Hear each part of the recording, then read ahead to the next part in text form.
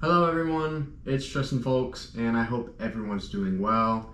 After returning from Indianapolis, it's time to give my thoughts since the in-season challenge began and have one last look at the bracket.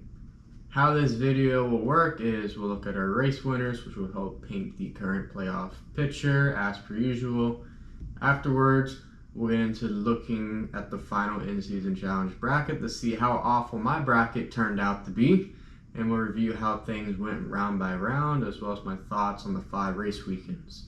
We'll then highlight certain drivers per usual with my thoughts on each one, and afterwards, we'll take a look at the schedule for the final 4 races of the regular season. Lastly, I'll conclude with the point standings, and I'll do a little bonus segment on the schedule for 2026. TNT, who did the last 5 races for the Cup Series, and then Major League Baseball at Bristol at the end before I wrap this thing up. And then also after this video, make sure you check out my Brickyard 400 race vlog. Other than that, let's roll right into this.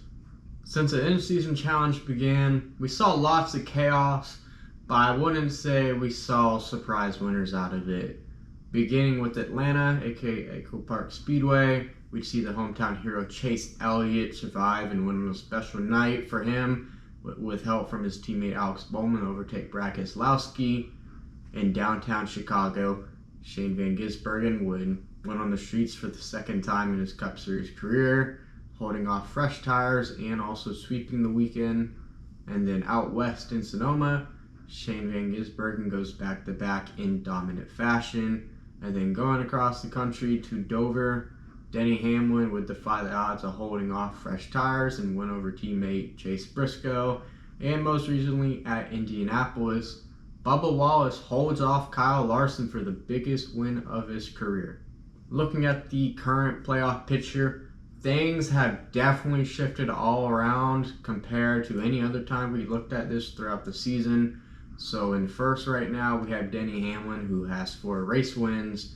Second, we have Kyle Larson with 3 wins and 8 stage wins notably.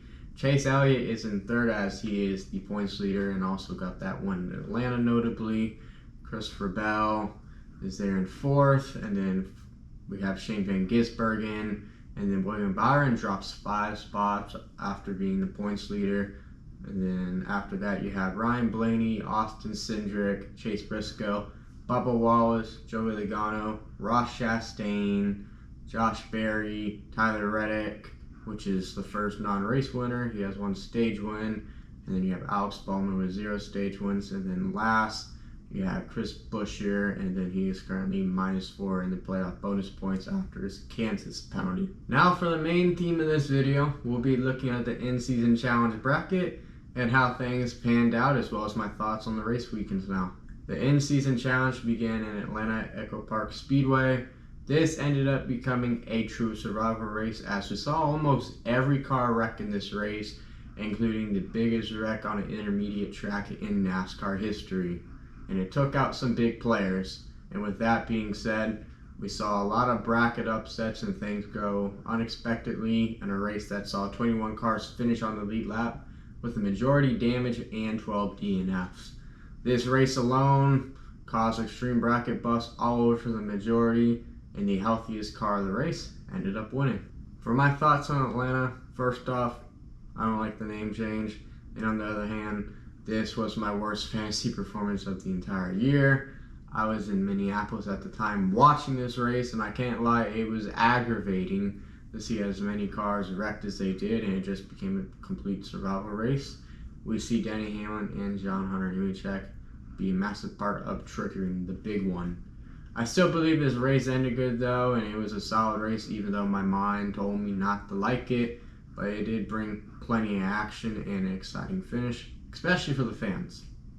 Also, we saw the NASCAR Craftsman Truck Series race at Lime Rock Park, and it was a privilege to get to watch some of that race, even though I was out and about on my vacation, and it looked like a solid turnout too, so it was great to see them race in Connecticut. Moving on to the Chicago Street Circuit, we'd see some interesting matchups with some who belonged and some who definitely didn't. This is a race where we saw Carson Hocevar cause a massive traffic jam and end up or hurt the days of many. Alex Bowman and Bubba Wallace ended up having plenty of run-ins, but Alex Bowman gets the last laugh.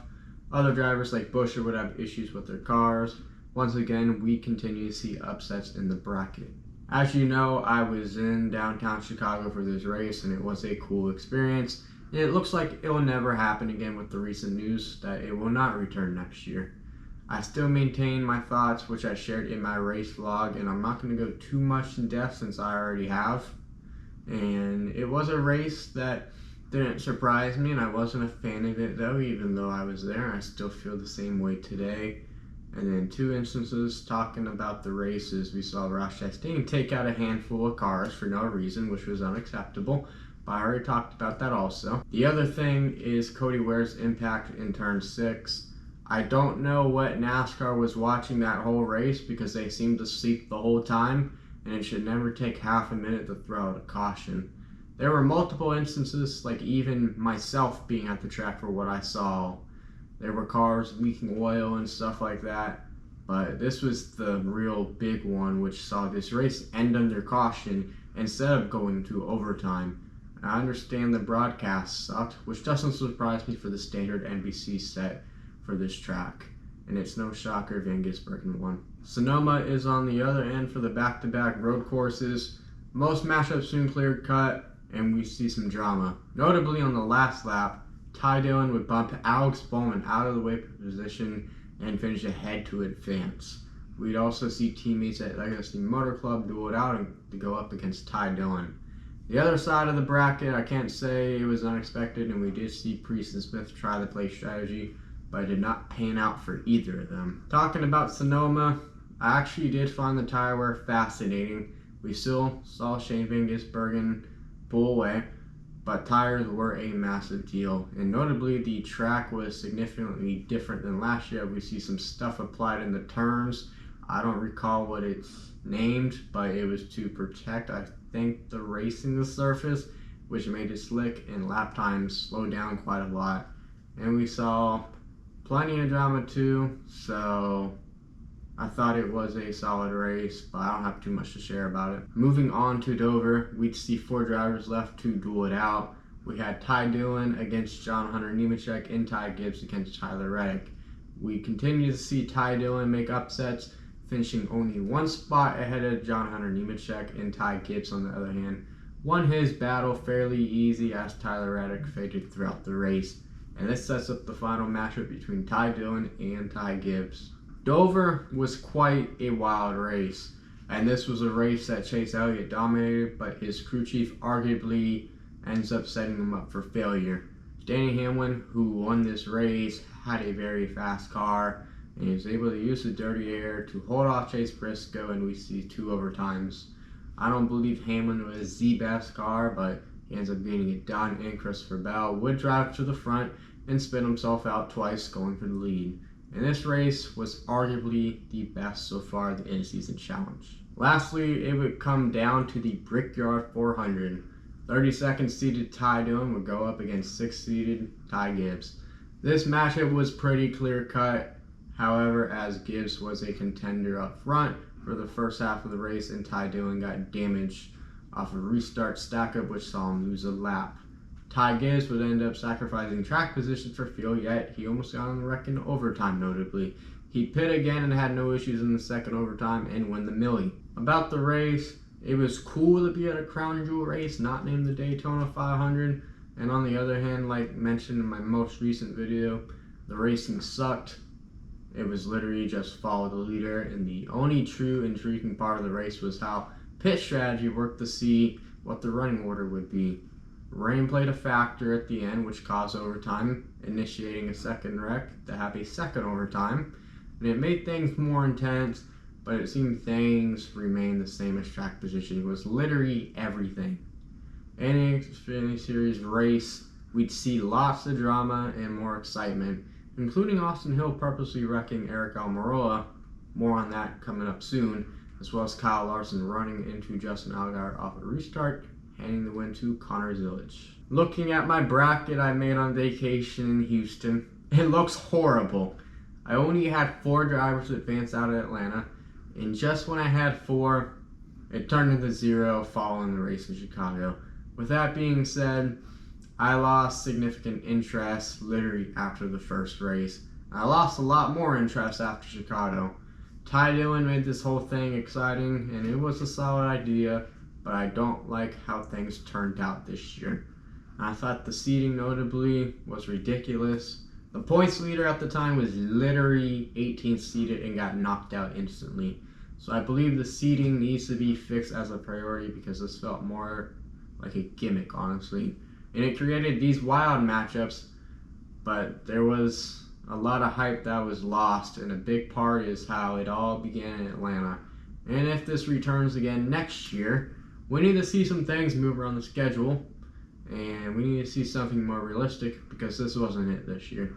Also, congratulations, Ty Gibbs. Now, I'll be highlighting some drivers, and there's going to be a lot, honestly, but we'll try to zoom through each one. My first one is Chase Elliott, and he is now the points leader, and he ends up getting that big win in Atlanta for his sponsors and at his hometown track. And I felt like this team got momentum for sure, and they continue to be consistent. The right calls in the pit box just need to be executed, however. Next up, we have William Byron. Byron finally loses the points lead since gaining it back in Austin, Texas at COTA. He has ran well, but they're not winning races. Their only win of the year is the Daytona 500, and notably, running out of fuel is a big factor. So once again, as per his teammate, execution in the pit box is key for this team as well.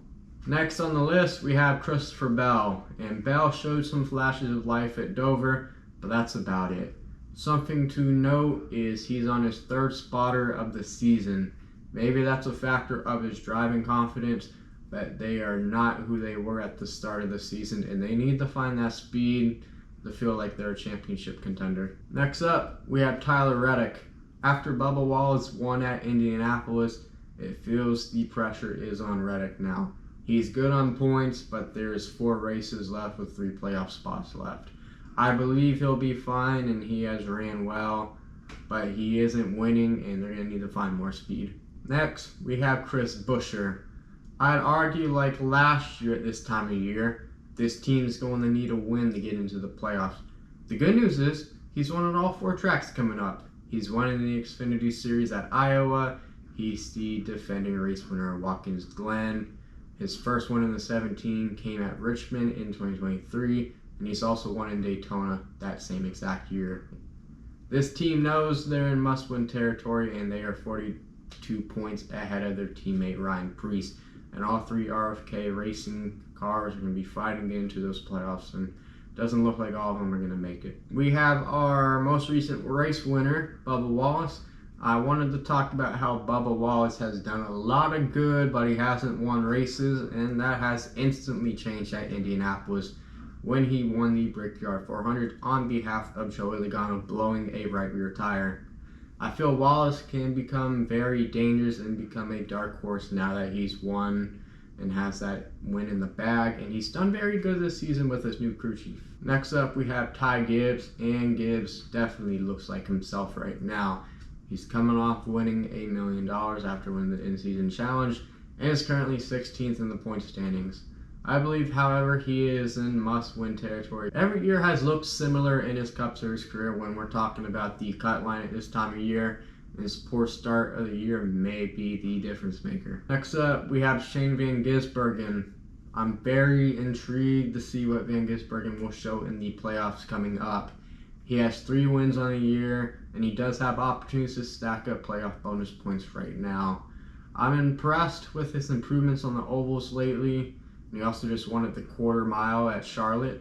And even though the finishes haven't been great for him in the past 2 races due to issues, I'm seeing the improvement. And there's more opportunities coming up with Watkins Glen and even Daytona. This is going to be a driver to keep eyes on. Next, we have one of his teammates, and that is Daniel Suarez. If you haven't seen my Daniel Suarez video, check it out, as I went very in-depth about his career. And as of now, Suarez does not have a ride for 2026, as him and Trackhouse Racing have parted ways. This is one of the worst seasons in his career, as he's 31st in the point standings, which is tied for his worst finishing position standings, and why yes. The Cup Series is more competitive now, in my opinion, than when he ran for Gaunt Brothers Racing 96 car during 2020. I'm not sure where he'll be, but the only way he'll be turning this season around is a win at Daytona and create a story similar to Harrison Burton. Next, we're going to talk about 3 part-time Cup Series drivers, and the first one is going to be Kathleen Lake. And I criticized this driver not on her own fault of NASCAR letting her race at Phoenix before racing an Xfinity Series car at an oval. And needless to note, she has driven the car before, but only at road courses.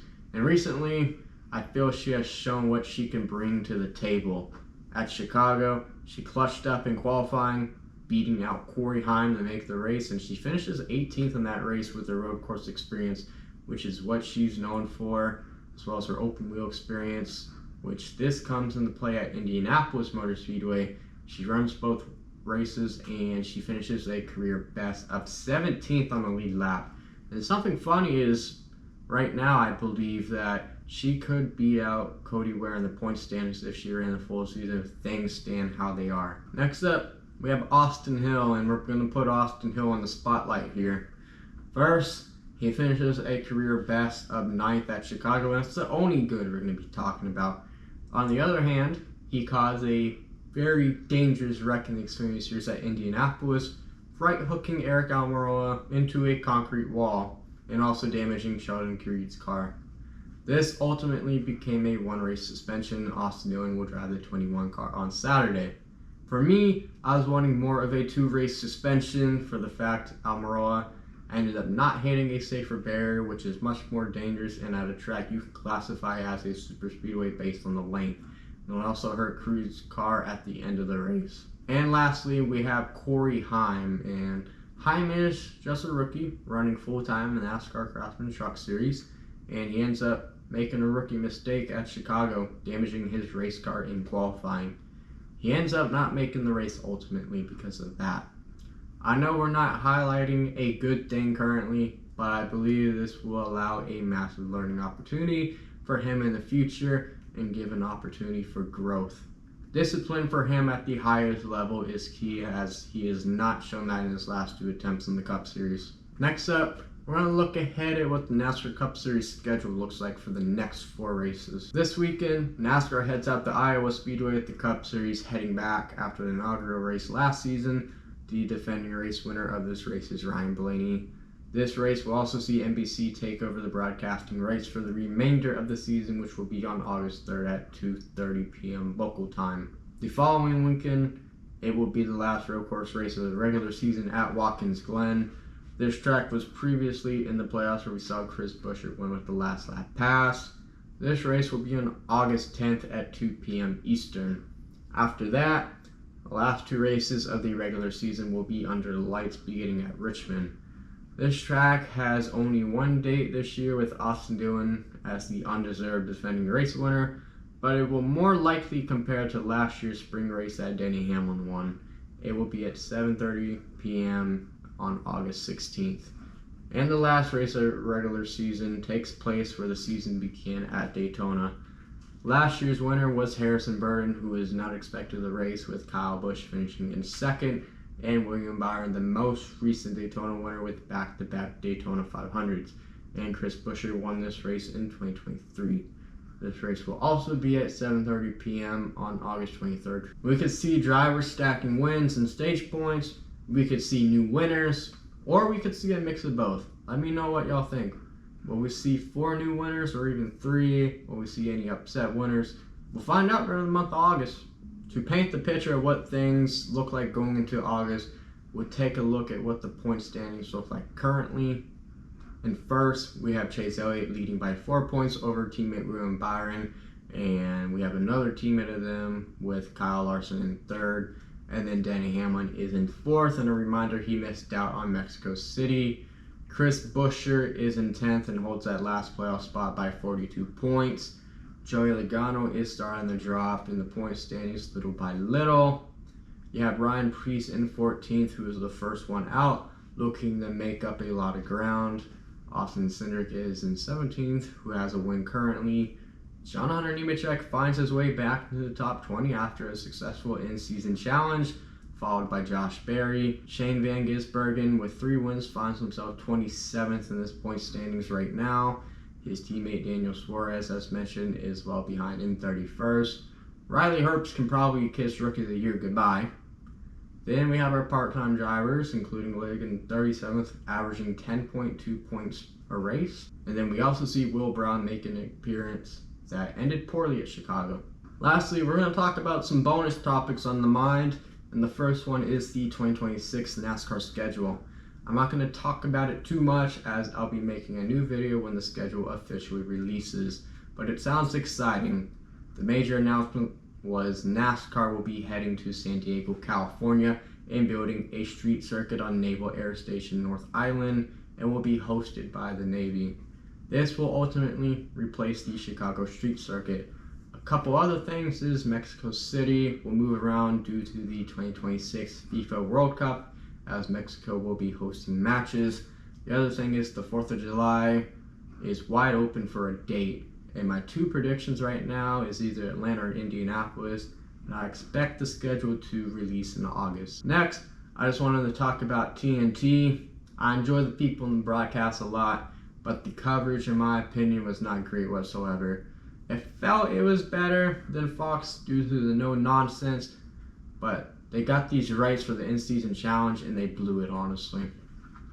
I already talked about the tournament, which wasn't exciting overall, but the broadcast also factored into that.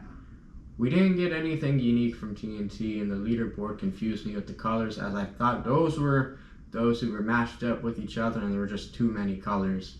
The graphics were fine with me, however, minus JJ Yeley's face being represented for Shane Van Gisbergen. Lastly, this week, we'll see Major League Baseball take on Bristol Motor Speedway in Tennessee for a neutral game between the Atlanta Braves and Cincinnati Reds.